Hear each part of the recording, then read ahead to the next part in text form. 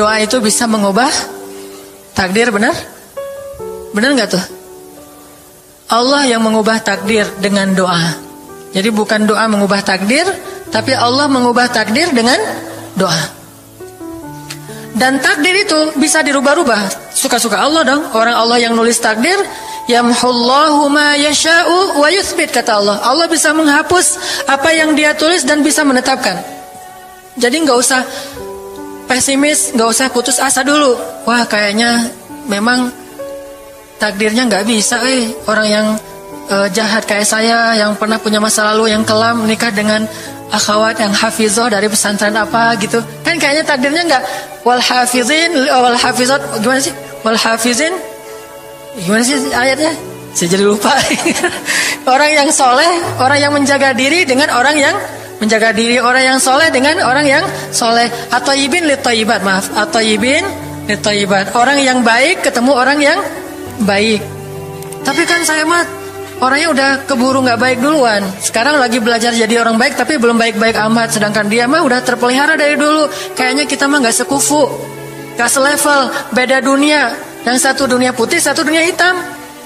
Ini gimana nih, nggak ketemu nih. Takdirnya mungkin kita emang nggak layak untuk dia, tetapi dengan doa Allah Subhanahu Wa Taala berkuasa untuk mengganti takdir. Makanya malam ini kita akan belajar tentang bagaimana menggunakan jalur langit untuk bisa mendapatkan hajat kita, baik menikah, dapat kerjaan, punya anak, dan keajaiban-keajaiban lain yang bisa kita dapatkan kalau kita tahu cara menggunakan jalur langit.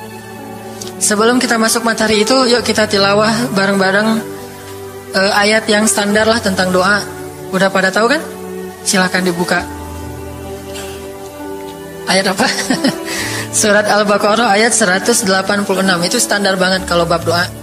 Surat Al-Baqarah ayat 186.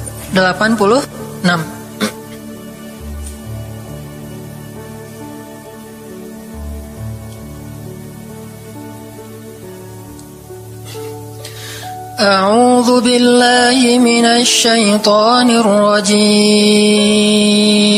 Enggak?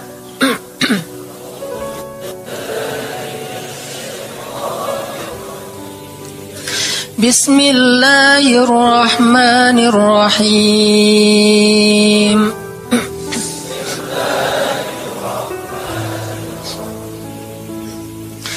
Wa idza sa'alaka 'ibadi 'anni fa inni qarib.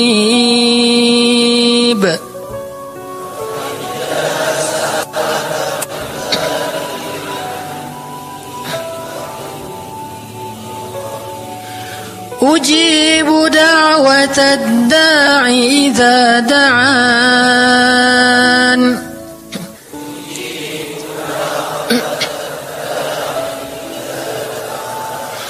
فَلْيَسْتَجِيبُوا لِي وَلْيُؤْمِنُوا بِي لَعَلَّهُمْ يَرْشُدُونَ.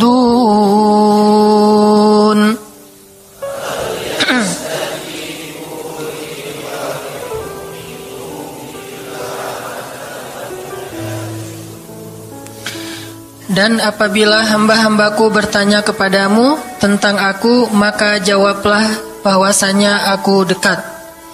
Aku mengabulkan permohonan orang-orang yang berdoa kepadaku apabila dia memohon kepadaku.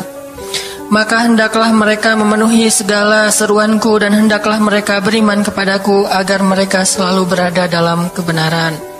Shadaqallahul azim. Teman-teman yang dirahmati Allah Subhanahu wa taala, ayat ini adalah ayat, kalau kita kasih judul ayat ini tuh janji Allah kepada orang yang berdoa. Janji Allah kepada orang yang berdoa. Makanya doa itu benar-benar senjata orang mukmin, melebihi senjata apapun yang dimiliki oleh seseorang. Paling dahsyat itu kalau punya doa. Jadi kalau orang yakin kepada Allah, maka dan keyakinan dia kepada Allah lebih besar daripada keyakinan dia kepada apapun, maka selama dia masih bisa berdoa kepada Allah, dia tenang. Ada masalah dikit, oh ilahi. Ada masalah dikit, ilahi. Ada masalah dikit, Rabbi. Terus saja. Ada masalah sepele apapun, minta ke Allah. Ada masalah apapun, minta ke Allah. Dan kata Nabi, janganlah kalian menjadi lemah dalam berdoa, karena sesungguhnya tidak akan binasa seseorang selama dia masih berdoa kepada Allah. Itu hadis Nabi dari Aisyah. Janganlah kalian menjadi lemah dalam berdoa, artinya jadi pundung, jadi putus asa dalam berdoa, karena tidak akan binasa seseorang selama dia masih berdoa kepada Allah Subhanahu wa taala. Jadi kalau kita masih terus mengharap dan meminta kepada Allah, kita nggak akan binasa, kita nggak akan kalah, kita nggak akan rugi. Dan kata para ulama, segala sesuatu di dunia ini akan pergi dan tidak kembali. Ini clue penting nih, bisa dicatat. Segala sesuatu di dunia ini akan pergi dan tidak akan kembali kecuali doa. Dia pergi dan dia pasti akan kembali.